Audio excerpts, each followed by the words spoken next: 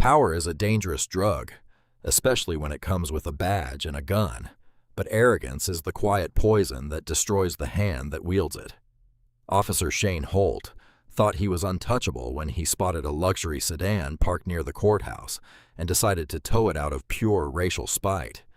He wanted to teach the driver a lesson about who owned the streets. But Holt made one fatal mistake. The car belonged to the new district attorney, and the DA wasn't just going to get his car back. He was going to dismantle the officer's entire life. Oakridge County was a town of two distinct realities, neatly divided by the murky waters of the Conover River. On the north side, manicured lawns and gated driveways hid old money and generational power. On the south side, cracking pavement and flickering streetlights watched over a community that had been over-policed and underprotected for years. Marcus Langston grew up on the south side. Now he sat in the corner office of the downtown courthouse as the newly elected district attorney. Langston was a force of nature, tall, impeccably tailored, and possessing a mind like a steel trap. He had campaigned on a single, unwavering promise: accountability. He was the first black district attorney in Oakridge history, and his election had sent a localized earthquake through the county's political establishment.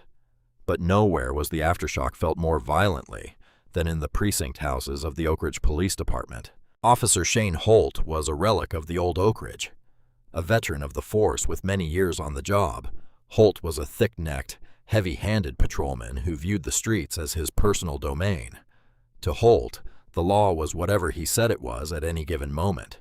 He had amassed a staggering number of citizen complaints over his career, ranging from excessive force to racial profiling.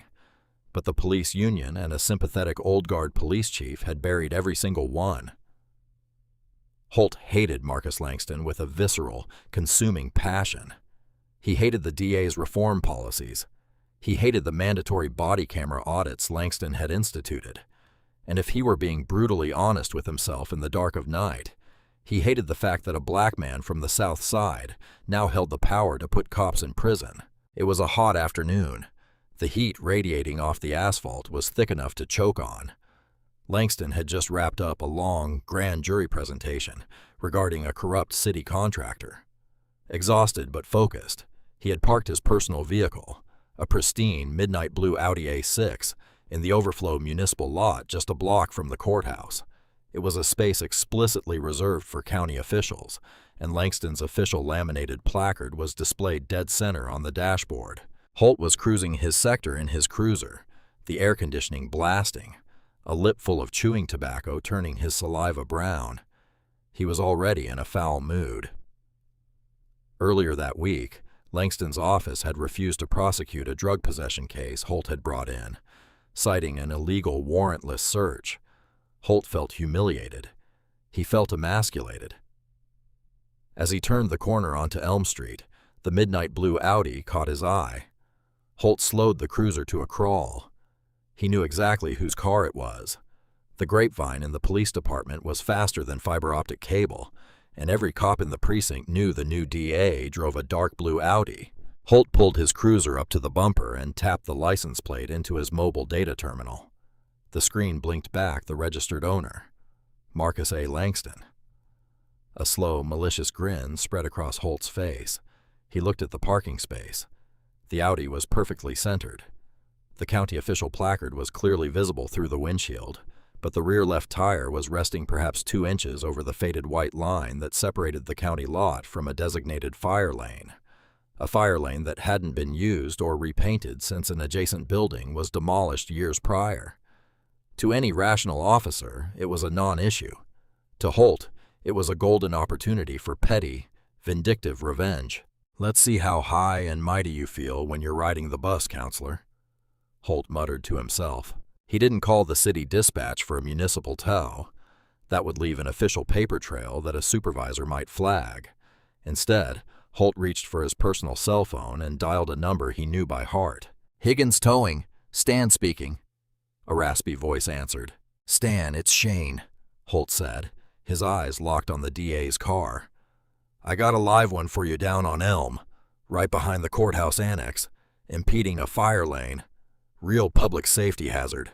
Stan Higgins chuckled, a wet, phlegmy sound. Right behind the courthouse? You sure about this, Shane? That's heavy brass territory. Just hook it and book it, Stan, Holt sneered. And take it all the way out to the county line yard. Make sure this one gets the premium storage fee. You got it, boss. Be there in 10. Holt sat in his idling cruiser, watching like a predator as the rusted flatbed of Higgins Towing rattled down the street. He watched Stan jump out, hook the winch to the front axle of the beautiful, expensive sedan, and drag it violently up the steel ramp. The screech of the Audi's tires scraping against the metal was music to Holt's ears. He didn't write a ticket. He didn't leave a notice. He just watched the car disappear around the corner, spat his tobacco juice onto the pavement, and drove away, feeling like the king of Oakridge County once again. He had no idea he had just lit the fuse on a bomb that would obliterate his world. That evening, Marcus Langston loosened his silk tie, grabbed his leather briefcase, and walked out of the heavy glass doors of the courthouse. The oppressive afternoon heat had given way to a muggy, stagnant evening. He was mentally reviewing his schedule for the next day, calculating the political capital he would need to spend to get Mayor Richard Hughes to sign off on an independent police oversight board. Langston turned the corner into the municipal lot and stopped dead in his tracks. The spot where he had parked was empty, just a rectangle of oil-stained concrete staring back at him. For a brief, irrational second, Langston thought he might have parked on a different street, but his memory was photographic. He looked down at his feet. There, etched into the soft, hot asphalt, were fresh, deep gouges, the unmistakable drag marks of a tow winch. Langston didn't panic. He didn't scream or kick a trash can. He was a man who had built his career on cold, analytical composure. He pulled out his phone and dialed the police non-emergency line. Oakridge Dispatch, Operator 44, state your emergency or inquiry. This is District Attorney Marcus Langston. I'm calling to report a vehicle missing from the Elm Street Municipal Lot or to determine if it was impounded. License plate Delta Romeo 792. There was a long pause followed by the sound of furious typing. The dispatcher's voice returned, suddenly tense. Mr. Langston. Yes, sir. The vehicle was towed earlier today. The authorizing officer was... Another pause. Officer Shane Holt, badge 714. The cited violation is impeding a designated emergency fire zone. Langston's eyes narrowed. He looked at the faded yellow curb 10 yards away. He knew Holt's name. It was at the top of a very thick file sitting on his desk. Which impound lot, operator? Higgins Towing, sir. Out on Route 9. Thank you. Langston hung up. He didn't call the chief of police to complain. He didn't demand a squad car come pick him up. He simply opened his rideshare app and requested a ride. The drive out to Route 9 took some time. Higgins Towing was a sprawling dirt lot graveyard of wrecked metal and chain-link fences topped with razor wire, situated on the industrial edge of the county. The smell of diesel fuel and rotting garbage hung heavy in the air. Langston walked into the tiny, stiflingly hot portable office that served as the front desk.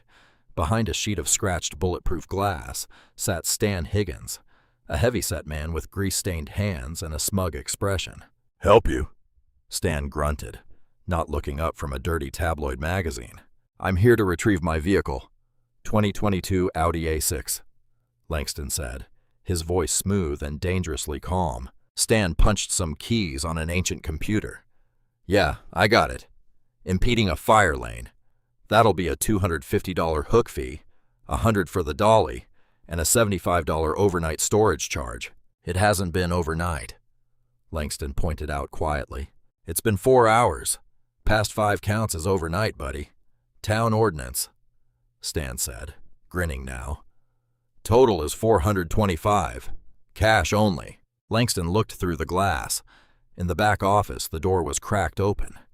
Sitting on a folding chair, drinking a can of cheap beer and laughing silently, was Officer Shane Holt. Holt locked eyes with Langston, raised his beer in a mock toast, and let out a booming laugh. It was a blatant display of power, a message. "I can take your property, I can inconvenience you, and there is absolutely nothing you can do about it." Langston didn't break eye contact with Holt. He reached into his pocket, pulled out his money clip, and counted out $425 in crisp bills. He slid them under the slot. "I need an itemized stamped receipt," Langston said to Stan. "And I want a copy of the police authorization form." "Whatever," Stan muttered, snatching the cash and printing out a crude receipt. "Sign the release." Langston walked out to the dirt lot. His beautiful car was covered in a thick layer of dust. He walked around it slowly. He noticed deep, fresh scratches on the front lower bumper, where the winch chains had been improperly secured. He took out his phone and meticulously photographed the damage, the license plate, the surroundings, and the receipt. He climbed into the car and started the engine. As he drove out of the gates, he saw Holt standing by his cruiser, a smirk plastered across his face. Langston didn't scowl. He didn't flip the officer off. As the air conditioning cooled his face, his mind was already shifting into a gear Holt couldn't possibly comprehend. Holt thought this was a street fight. He thought he had just won a turf war. But Marcus Langston didn't fight in the streets. He fought in courtrooms, and he was about to unleash a legal holocaust upon the Oakridge Police Department. The next morning, the district attorney's office was functioning at a terrifyingly quiet frequency. Langston arrived early. By mid-morning, he had summoned his chief investigator, Elena Brooks, into his office. Brooks was a former FBI forensic accountant who had left the bureau for a quieter life, only to find herself deeply bored until Langston hired her. She was brilliant, relentless, and possessed a deeply cynical view of local law enforcement. Langston slid the Higgins towing receipt and the photographs of his car across his mahogany desk. "Officer Shane Holt had my car illegally towed yesterday," Langston said flatly. Brooks raised an eyebrow. "Are you kidding me? He towed the DA's car. The hubris is almost impressive." "It's not hubris, Elena. It's an illusion of invulnerability," Langston replied, steepling his fingers. "He did it to embarrass me. He did it because he thinks the badge makes him a king. But what caught my attention wasn't the tow itself. It was the operation at Higgins Towing. Cash only. Exorbitant, immediate fees. And Holt was sitting in the back office drinking a beer while I paid it." Brooks sat up straighter. The scent of blood was in the water. "You think they're running a racket?" "I don't think it. I know it," Langston said. "A cop like Holt doesn't just spontaneously decide to use a specific tow company out of nowhere. There's a relationship there. I want you to pull every single parking violation, impound record, and tow authorization issued by Officer Shane Holt over the last several years. Cross-reference them with Higgins Towing. Then I want a full financial background check on Stan Higgins, his LLC, and anyone connected to his business." "Robert," Brooks said, dropping the formalities, "if we open this door, the police union is going to declare open warfare on this office. Captain Miller and the old guard will paralyze our prosecutions. They'll stop responding to subpoenas. They'll initiate a blue flu." "Let them," Langston said, his voice as hard as flint. "I was elected to clean this city up. If we have to tear the precinct down to the foundation to do it, bring me a sledgehammer." For the next several weeks, a secret war room operated out of the windowless basement of the DA's building. Only Langston, Brooks, and two trusted paralegals had access. What they uncovered was a conspiracy so deeply entrenched and breathtakingly corrupt that it made Langston sick to his stomach. Brooks laid out the massive flowcharts on the basement walls. The data was damning. Over several years, Officer Holt had authorized well over 1,000 vehicle tows. A staggering percentage of those tows were routed exclusively to Higgins Towing, entirely bypassing the city's rotational list of contracted, bonded tow operators. But it was the demographics that turned the corruption into a civil rights atrocity. "Look at the heat map, Robert," Brooks said, pointing a laser pointer at a massive map of Oakridge County. The north side, the wealthy, predominantly white neighborhoods, was virtually blank, but the south side was covered in red dots.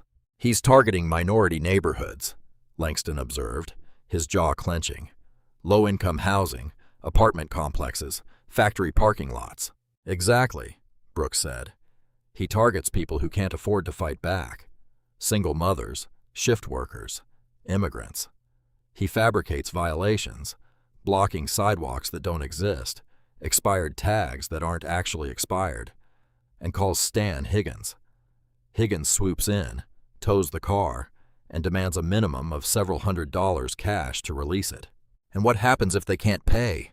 Langston asked, knowing the answer but needing to hear it.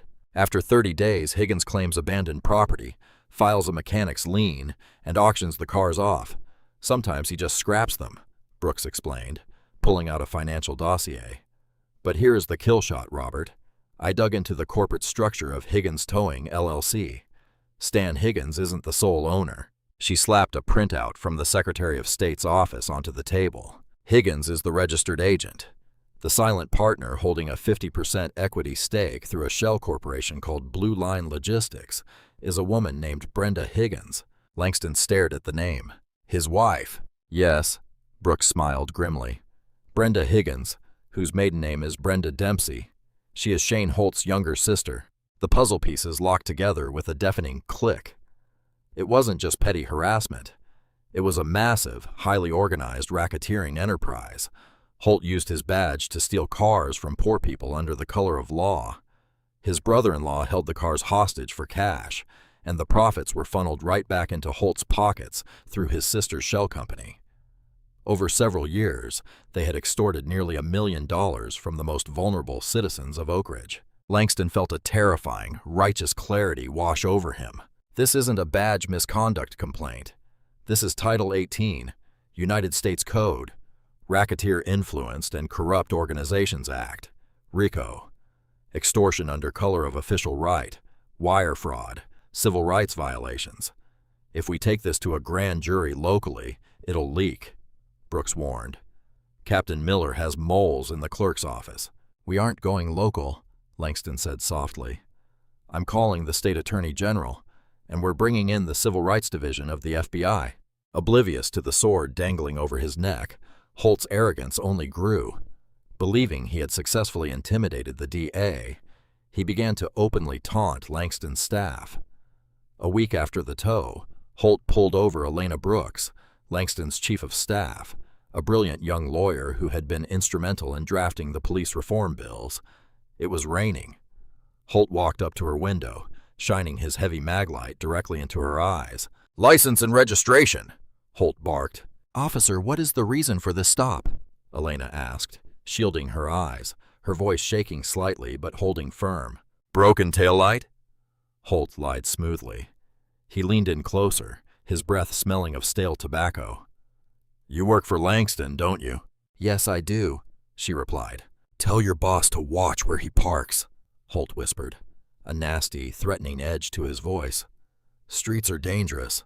Bad things happen to nice cars." He didn't write her a ticket. He just walked away, leaving her sitting in the rain, trembling with anger.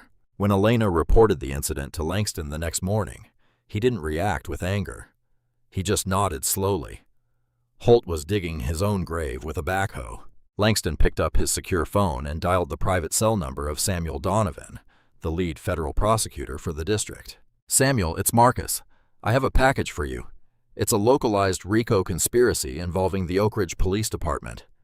I have the paper trail, the financial links, and a clear pattern of civil rights violations." "How big?" Donovan asked on the other end.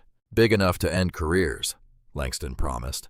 "We need Title III wiretaps on 3 phones, and we need them yesterday.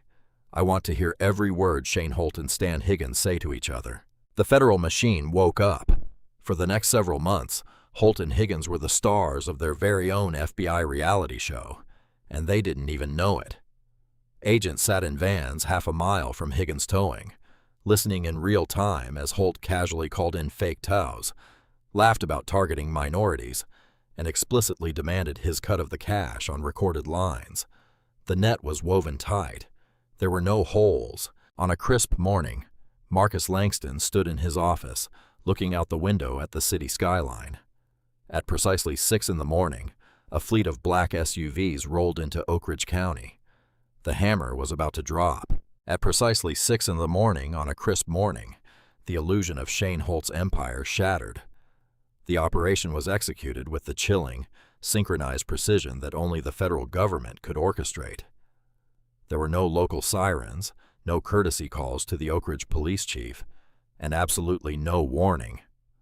A convoy of matte black Ford Explorers and armored tactical vehicles descended on 3 locations simultaneously. Higgins Towing on Route 9, the suburban home of Brenda and Stan Higgins, and a modest split-level house on the edge of the county where Officer Shane Holt slept. Holt was jolted awake by a sound he had delivered to countless others, but never expected to hear himself, the deafening splintering of his own front door being battered off its hinges. "FBI, federal warrant! Show me your hands!" Holt scrambled out of bed, his heart hammering wildly against his ribs. He instinctively reached for his service weapon on the nightstand, but before his fingers could even brush the cold steel, the bedroom door was kicked open. 3 heavily armed FBI SWAT agents flooded the room, assault rifles leveled directly at his chest. The blinding beam of a tactical light pinned him against the wall. "Don't even breathe toward that gun," the lead agent barked, his voice devoid of any professional courtesy. "Hands on your head. Turn around. Now." Holt, clad only in his boxer shorts, raised his hands. Confusion warred with his deeply ingrained arrogance. Hold on," he stammered, his voice cracking. "I'm Oakridge PD. I'm on the job. You guys are making a massive mistake." "We know exactly who you are, Officer Holt," Special Agent in Charge Gregory Hayes said, as he stepped into the room holding a thick sheaf of papers. "Shane Holt, you are under arrest for violations of the Racketeer Influenced and Corrupt Organizations Act, conspiracy to commit wire fraud, extortion under color of official right, and deprivation of civil rights under the color of law." The words hit Holt like a physical blow. "RICO. Federal charges." The color drained from his face as the agent slammed him roughly against his own dresser and ratcheted the cold steel handcuffs around his wrists. The terrifying reality of his situation began to set in. He wasn't dealing with internal affairs. He wasn't dealing with a slap on the wrist from a friendly police chief. He was in the grip of the Department of Justice. Simultaneously, out on Route 9, Higgins Towing was being dismantled. Dozens of federal agents swarmed the dirt lot. They seized computers, filing cabinets, and the contents of a hidden floor safe that contained tens of thousands of dollars in undocumented cash. Stan Higgins didn't even make it to the handcuffs before he broke. Standing in his pajamas in his own driveway, watching agents tear apart his wife's home office, Stan immediately asked for a deal. The brotherhood he and Holt shared evaporated the second Stan faced a mandatory minimum sentence in federal prison. By mid-morning, the news had hit the Oakridge Police Department like a tactical nuke. Chief Leonard Shaw, a red-faced, barrel-chested man who had protected Holt for years, stormed into the district attorney's office, bypassing the reception desk entirely. He threw open the doors to Marcus Langston's suite, his eyes bulging with rage. "What the hell is going on, Marcus?" Shaw roared, slamming his palms onto the DA's mahogany desk. "The feds just perp-walked one of my senior officers out of his house in his underwear. They bypassed my entire chain of command. You set this up." Langston didn't flinch. He didn't raise his voice. He calmly finished signing a motion, capped his fountain pen, and looked up at the chief. "Take a seat, Leonard. Or don't, but lower your voice," Langston said, his tone icy. "You brought the FBI into my precinct over a parking dispute." Shaw spat, though his bravado was faltering under Langston's dead-eyed stare. "You're destroying a man's life because he towed your precious Audi." "I brought the FBI into your precinct, Chief, because you allowed a criminal enterprise to operate out of your locker room," Langston replied, standing up. He picked up a thick, bound dossier from his desk and tossed it violently. It landed at Shaw's feet with a heavy thud. "That is a several-year forensic accounting of Officer Holt's towing history. Over 1,000 vehicles. Nearly $1 million extorted from the poorest, most vulnerable citizens of Oakridge, funneled directly into a shell company owned by Holt's sister. He didn't just tow my car, Leonard. He has been terrorizing the South Side under your protection. And I have it all on Title III wiretaps." Shaw stared at the dossier, the color washing out of his face. The fight completely left his body. Wiretaps, financial records, RICO. The old guard playbook of sweeping things under the rug was entirely useless against a federal grand jury indictment. The police union, Shaw started weakly.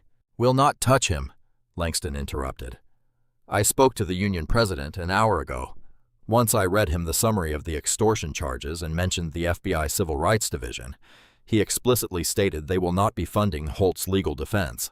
He is entirely alone. Langston leaned over the desk, his eyes burning with years of built-up frustration against a broken system. I told you I was going to clean up this city, Leonard. Holt was the infection. Consider this the amputation.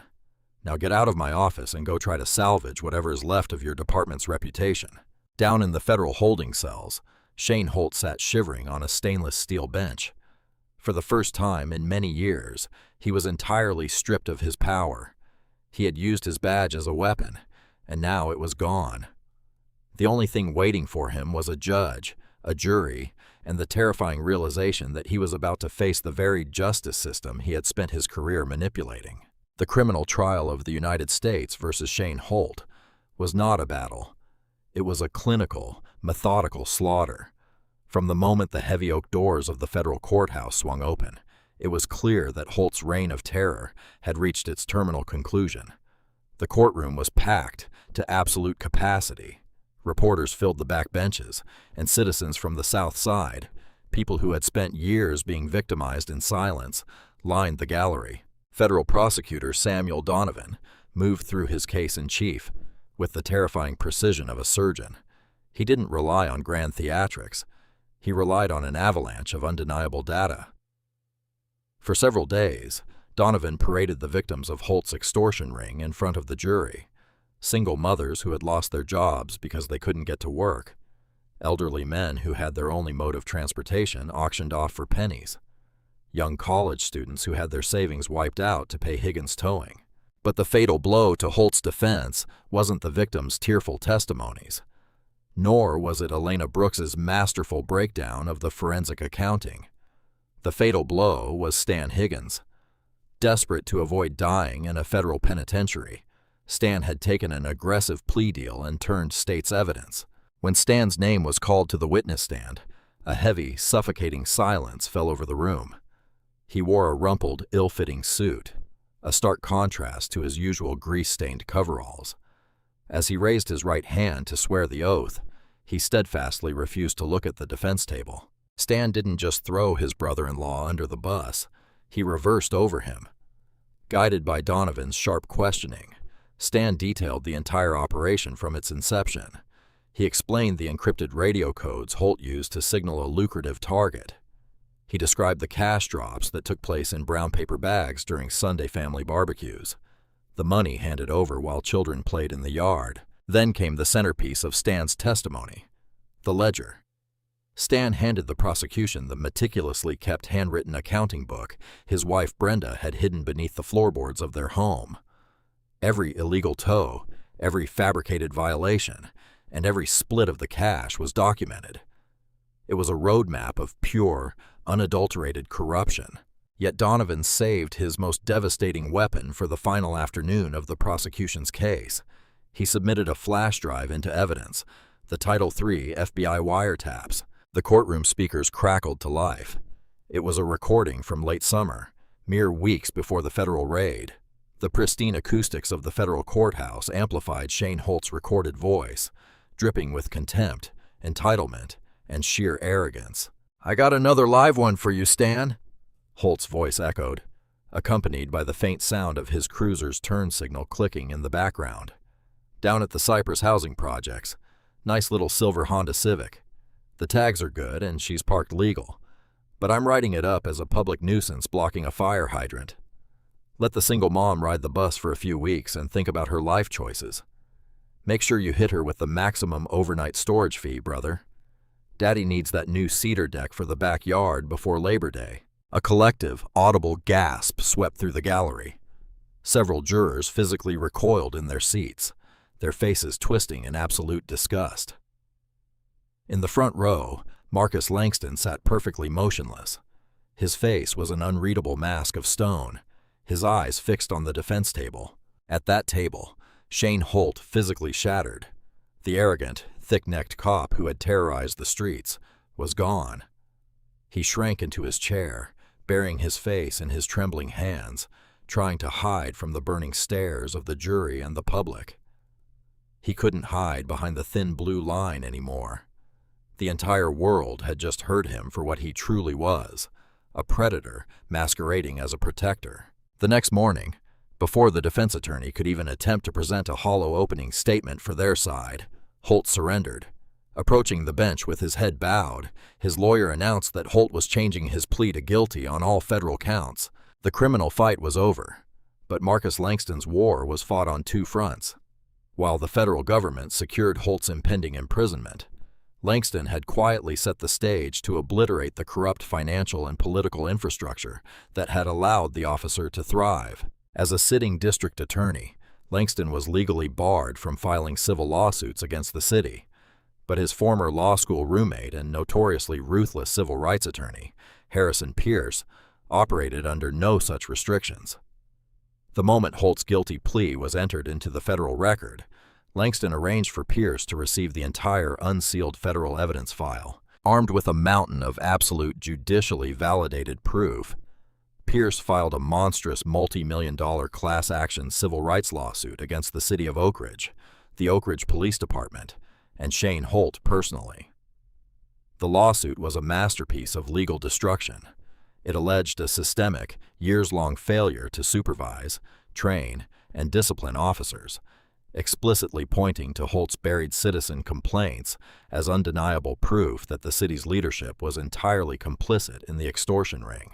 The city council and Mayor Richard Hughes panicked. The evidence was completely indefensible. Taking a class-action suit of this magnitude to a civil jury in the current political climate would result in a verdict that could literally bankrupt the municipality. Within weeks, the city capitulated, agreeing to a staggering multi-million-dollar settlement. This money was placed in a restitution fund for the hundreds of victims Holt had preyed upon over the years. But Langston hadn't engineered the lawsuit just for the money. Buried within the binding settlement agreement was a non-negotiable stipulation. Mayor Hughes was legally mandated to immediately create and fully fund the Independent Civilian Police Oversight Board, the exact institution the political establishment had spent years blocking.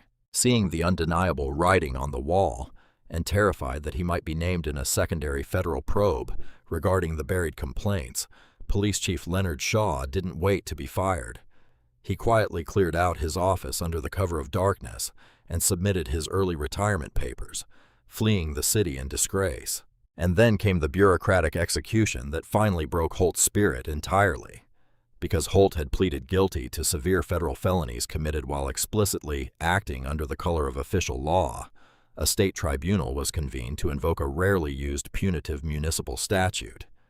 In a hearing that lasted less than 20 minutes, Shane Holt was permanently stripped of his law enforcement pension. Every single dime he had paid into the retirement system over his many-year career was seized and liquidated to help fund the restitution payments to his victims. He was left with absolutely nothing. No savings, no future, no safety net. On the day of his formal sentencing, Holt stood before Federal District Judge Elias Grant. He wore a bright orange jumpsuit, his wrists shackled to a heavy chain around his waist. He looked 20 years older, the hollow, terrified stare of a ruined man replacing the smug smirk he had worn just months prior. "Mr. Holt," Judge Grant began, his voice echoing coldly in the cavernous room, cutting through the silence like a scalpel. "Law enforcement officers are granted extraordinary, almost unfathomable power by the public trust. You weaponized that sacred trust. You did not protect and serve your community. You hunted and extorted them. You specifically targeted those who you believed had no voice, no financial power, and no legal recourse.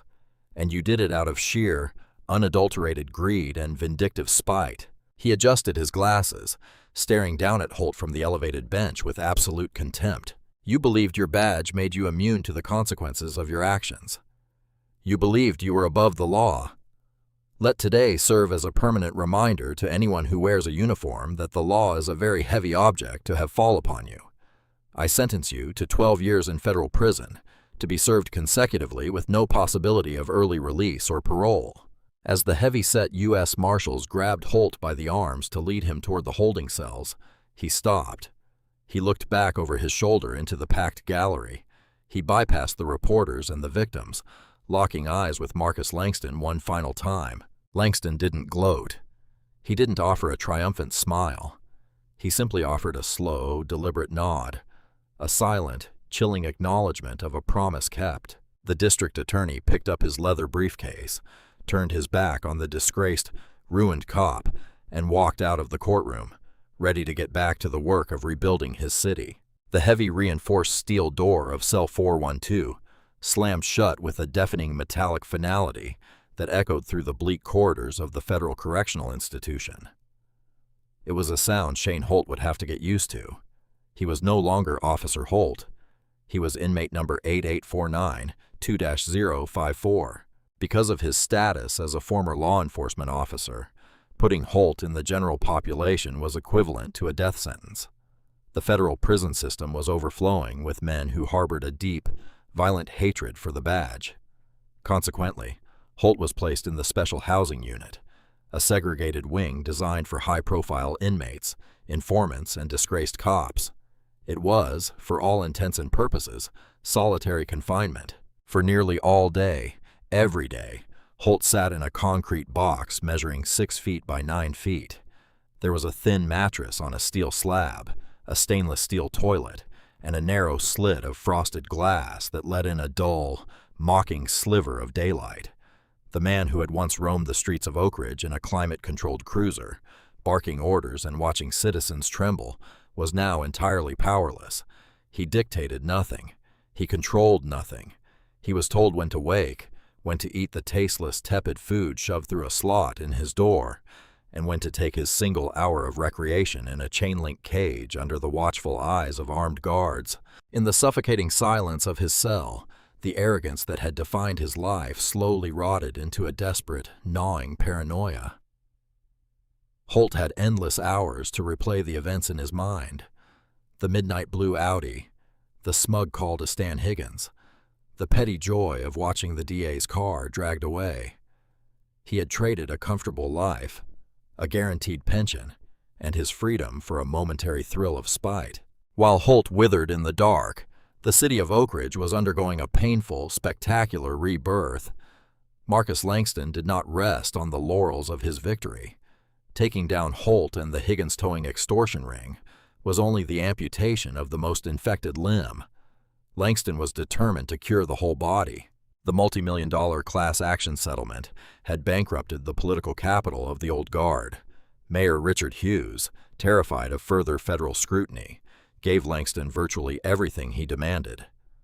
The Oakridge Civilian Police Oversight Board was officially ratified. It wasn't a toothless committee of political appointees. Langston ensured the board had subpoena power, independent investigators, and the authority to recommend the immediate termination of officers who violated civil rights. But the remnants of the old Oakridge Police Department didn't surrender quietly. Captain Richard Braddock, a veteran and a close friend of the disgraced Chief Miller, attempted to organize a subtle rebellion. Braddock encouraged his patrolmen to engage in a work slowdown, a deliberate stalling of response times to the South Side, hoping the spike in petty crime would force the city to dismantle the Oversight Board. Langston saw the mutiny forming before it even fully materialized. He called his chief investigator, Elena Brooks. "Braddock is playing games," Langston said, staring at the weekly dispatch metrics that showed response times in minority neighborhoods had inexplicably doubled. "He thinks he can hold the city hostage. He's using the union to shield himself," Brooks replied, tapping a pen against her notebook. "The patrolmen won't talk. They're terrified of retaliation." "We don't need them to talk. We have the data," Langston said, his voice cold and resolute. "Audit the GPS trackers on every cruiser in Braddock's sector. Cross-reference their idle times with the incoming 911 logs. If they are sitting in parking lots while emergency calls are holding, we don't just fire them. We indict them for official misconduct and reckless endangerment." The audit was brutal and incredibly swift. Brooks uncovered that Braddock had explicitly ordered units to stand down on nonviolent calls in the South Side. Armed with the digital proof, Langston didn't bother with a closed-door meeting. He bypassed the department entirely, and took the evidence directly to the newly formed Oversight Board's first public hearing. In a packed city council chamber with local news cameras rolling, Langston laid out the GPS data.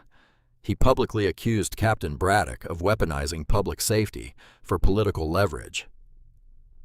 Under the glaring lights of public scrutiny, and facing the terrifying prospect of joining Holt in federal prison, Braddock's resolve crumbled. He resigned in disgrace the very next morning, taking 3 of his most toxic loyalist sergeants with him. The purge sent a shockwave through the precinct. The message was unmistakable. The era of the untouchable badge was dead and buried.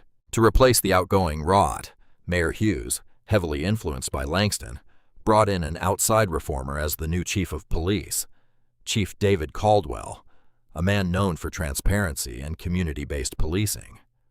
Caldwell immediately implemented mandatory de-escalation training, strict auditing of all impounds, and a zero-tolerance policy for racial profiling. On the South Side, the atmosphere slowly began to change. The multi-million dollars in settlement funds began flowing into the community. Families who had been financially crippled by Holt's extortion ring received heavy restitution checks. Single mothers got their savings back. Men who had lost their jobs because they couldn't afford to rescue their cars from Higgins Towing found themselves with the capital to start over. For the first time in generations, the residents of the South Side looked at the district attorney's office, not as an instrument of oppression, but as a shield. And what of the Higgins family? The criminal conspiracy had fractured them beyond repair. Stan Higgins served his time in a minimum security facility, his marriage to Holt's sister completely destroyed. Brenda Higgins, the architect of the shell company, avoided prison by cooperating fully and turning over every hidden asset, but she was left utterly destitute. The federal government seized her home, her bank accounts, and her vehicles. She was forced to move into a tiny, run-down apartment on the outskirts of the county, working night shifts at a fulfillment center just to survive, forever marked as a convicted felon. The empire of petty tyranny had been burned to the ground, but the final chapter of Shane Holt's story had yet to be written. Years later, the sweltering heat of July had once again descended upon Oakridge County. The city was fundamentally different now. Crime rates had stabilized. Police-community relations were experiencing unprecedented levels of trust, and Marcus Langston had just won his re-election campaign in a historic landslide, securing over 80% of the vote. He was no longer just a district attorney. He was a rising star in state politics, heavily favored for a future run at the governor's mansion. Elena Brooks, the chief of staff Holt had once intimidated in the rain, was now the deputy district attorney, leading a task force dedicated to cold case civil rights violations.